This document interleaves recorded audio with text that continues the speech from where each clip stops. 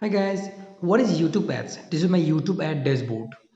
I have run so many campaigns on this account.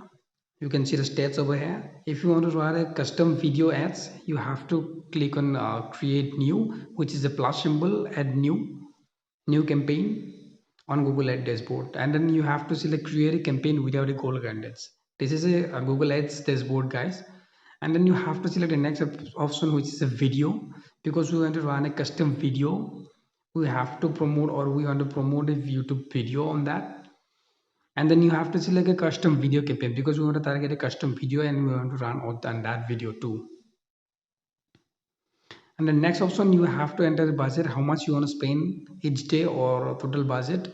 And then you have to select a location where you want to show the ads, where you want to show the YouTube video. And the next, you have to enter the CPV, which is maximum cost per view.